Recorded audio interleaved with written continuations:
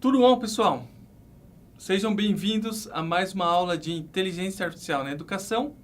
E hoje a gente vai entrar mais a fundo no uso da inteligência artificial em diferentes contextos educacionais. Então, nas aulas passadas, a gente discutiu um pouquinho o que era inteligência artificial, definiu o conceito de inteligência artificial, falou sobre algoritmos de inteligência artificial. E aí hoje a gente vai falar um pouquinho sobre como tudo isso que a gente falou entra no contexto de educação, né? Então a primeira coisa que a gente precisa lembrar é que a área de inteligência artificial na educação, ou AIED, ela agrega pelo menos duas áreas. Uma é a ciência da computação, e mais em particular que a gente está falando aqui é inteligência artificial, e a outra é as ciências da aprendizagem, que é um conjunto de áreas que agregam grandes áreas de conhecimento, como educação, psicologia, neurociência, antropologia, linguística, sociologia e assim por diante. Então, as ciências da aprendizagem, elas tentam estudar como é que as pessoas aprendem, né? O que está por trás do conceito aprender, né? O que significa aprender, seja do ponto de vista cerebral ou químico, seja do ponto de vista contextual, seja do ponto de vista cultural e assim por diante. Ou seja, a aprendizagem ela pode ser vista de diferentes perspectivas. E isso é muito importante, porque a inteligência artificial ela vai estar entrando nessas diferentes perspectivas e auxiliando de maneira transversal. Ou seja, a gente não depende da tecnologia para definir a aprendizagem. A gente utiliza a tecnologia para entender o que é aprendizagem. E a gente também utiliza a inteligência artificial, os conceitos da inteligência artificial, para entender como é que nós conseguimos trabalhar o ensino de maneira mais efetiva também. Ou seja, como é que a gente consegue ensinar de maneira melhor, dado que nós entendemos o que é a aprendizagem e como ela funciona e como as pessoas aprendem. Então, isso é importante a gente deixar claro aqui no comecinho dessa aula. Agora, a gente pensando na área de AIED, de Inteligência Artificial na Educação. Nós temos, então, dois objetivos principais. O primeiro objetivo é desenvolver ambientes que sejam mais adaptativos, personalizáveis, mais flexíveis, inclusivos, envolventes, engajantes e mais, principalmente, eficazes para a aprendizagem.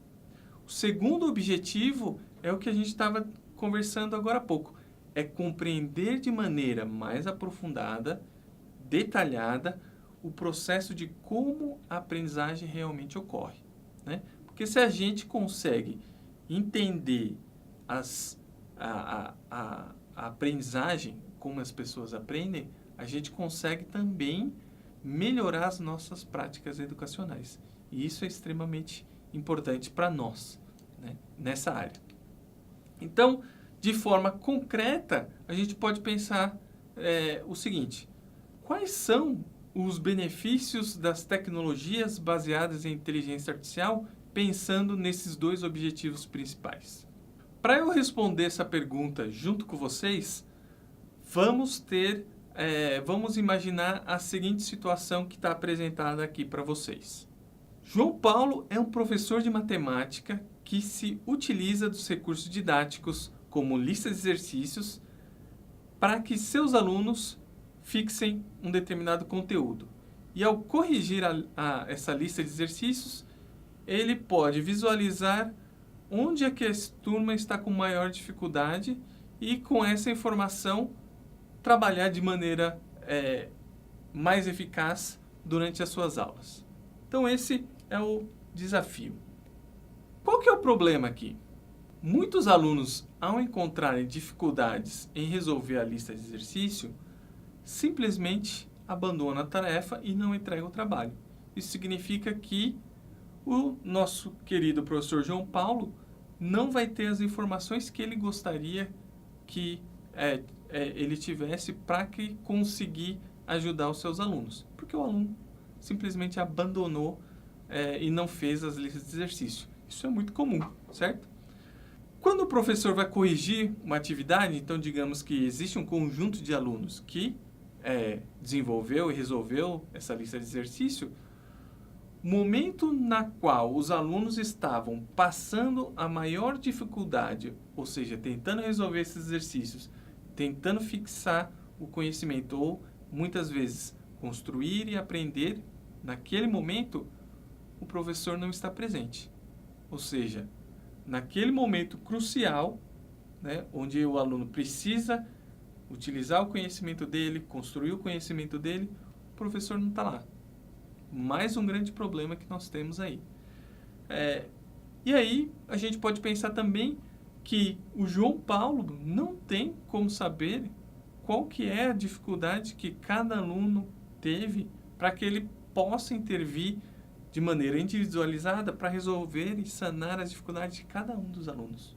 Ou seja, muitos problemas só pensando em uma lista de exercício.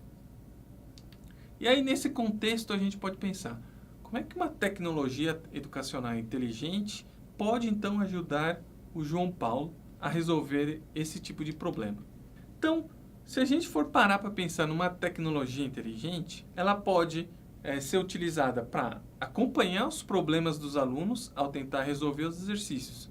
Ou seja, ela pode detectar esses problemas dos alunos e ir acompanhando o aluno ao longo do processo.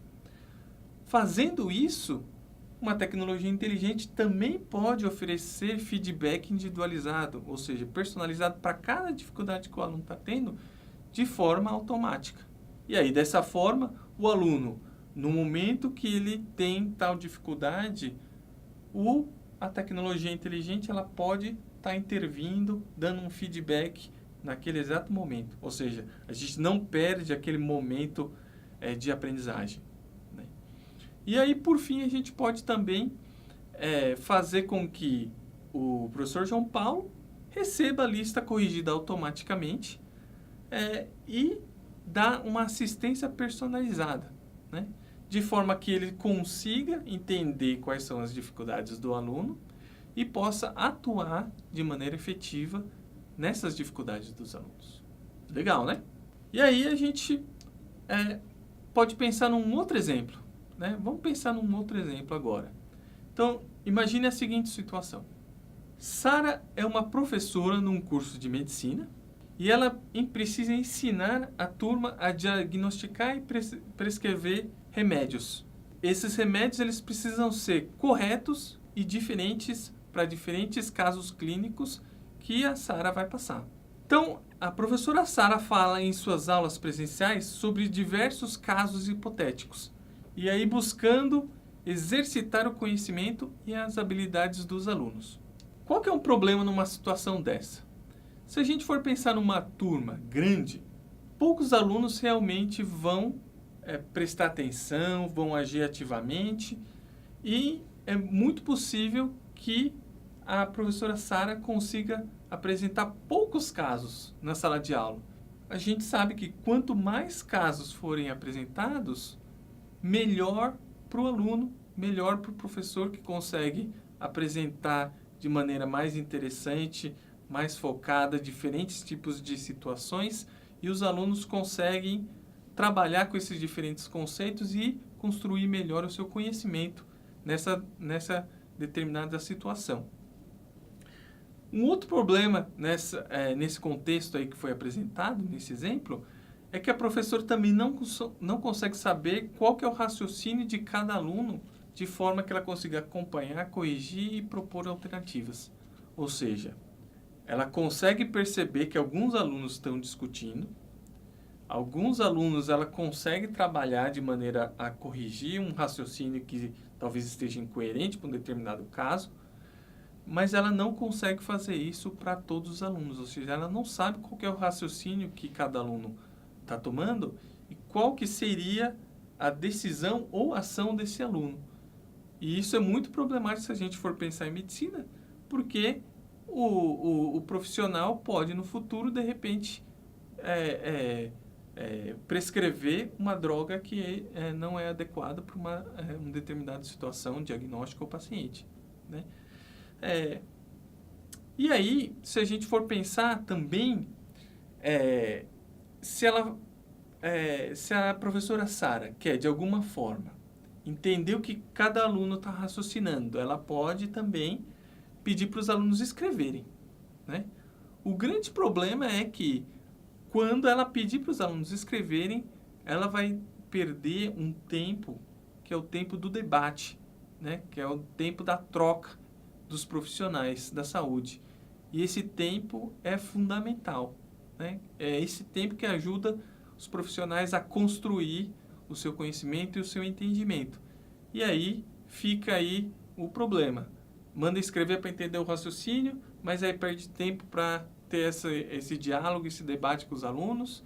Como é que é essa experiência? Como é que a gente consegue resolver um problemão desse que a gente tem? Então, nessa situação, como é que uma tecnologia educacional consegue ajudar a professora Sara? Alguns exemplos. Uma tecnologia poderia, por exemplo, fornecer um ambiente lúdico e imersivo que melhor simula uma situação real do ambiente hospitalar. Isso quer dizer que, se um ambiente inteligente consegue simular um ambiente real, isso quer dizer que a gente pode ter infinitos casos que os alunos podem adentrar e trabalhar em cima, né? Pensando ainda que é um ambiente imersivo, ou seja, a situação, ele vai se sentir numa situação como se estivesse no ambiente real. A gente vai ter uma disciplina, que é a realidade virtual e aumentada na aprendizagem, que vai falar e vai trabalhar exatamente sobre isso também. Outra coisa que a gente consegue fazer com uma tecnologia educacional inteligente: detectar automaticamente falhas no raciocínio do aluno e oferecer feedback para remediar esse tipo de raciocínio. Ou seja, a partir do momento que a tecnologia detectou que houve um erro de conceito, uma falha na tomada de decisão ou no raciocínio, ela pode intervir fazendo perguntas, entregando diferentes tipos de informações ou dando algumas dicas, diferentes maneiras que podem ser uma tecnologia inteligente pode intervir, né? Outra, identificar problemas de comunicação ou problemas emocionais durante a resolução de casos clínicos. Isso é muito interessante num ambiente onde há uma pressão, há uma situação de estresse, e a comunicação e o estado emocional, ele é extremamente importante na tomada de decisão. E se uma tecnologia educacional ela consegue identificar o estado emocional, a forma de comunicação de um aluno, é possível detectar possíveis problemas, por exemplo, relacionados a estresse, e tentar resolver isso durante aquela situação de estresse, né? Para que no futuro ou numa situação real o aluno possa agir de maneira adequada. Por fim, a gente também pode, com uma tecnologia inteligente, adquirir um histórico de evolução individual para cada aluno, para cada caso clínico. Ou seja, a gente vai conseguir identificar para diferentes casos ou conjunto de casos onde é que o aluno está tendo maior dificuldade, qual que é a situação onde o raciocínio ainda está incongruente e assim por diante. E aí, dessa forma, a gente consegue auxiliar, no nosso caso aqui do exemplo, a professora Sara a resolver os problemas que ela tem no seu ambiente de ensino. Dessa forma, a gente consegue identificar algumas diferenças significativas entre as tecnologias educacionais tradicionais e as baseadas em inteligência artificial na educação, né? Com conceitos de inteligência artificial. A gente pode destacar 3 itens aqui. O primeiro deles, as tecnologias educacionais tradicionais, elas mostram o conhecimento de maneira basicamente linear. Você pode ter alteração entre diferentes tipos de atuação dentro do contexto aí, dentro dos documentos ou dos materiais, mas o conhecimento ele é ensinado basicamente de maneira linear, né? Então, esse é um primeiro um diferencial entre um ambiente inteligente e um ambiente tradicional. Segundo é que os ambientes tradicionais eles não consideram o conhecimento prévio do aluno, ou seja, não importa o que o aluno fez no passado, as coisas vão continuar as mesmas no futuro. E aí, com o uso de inteligência artificial, a gente consegue utilizar as informações passadas para prover melhores conteúdos e informações no futuro para o aluno. Ou seja, a gente consegue adaptar ou personalizar o conteúdo e as ações do ambiente.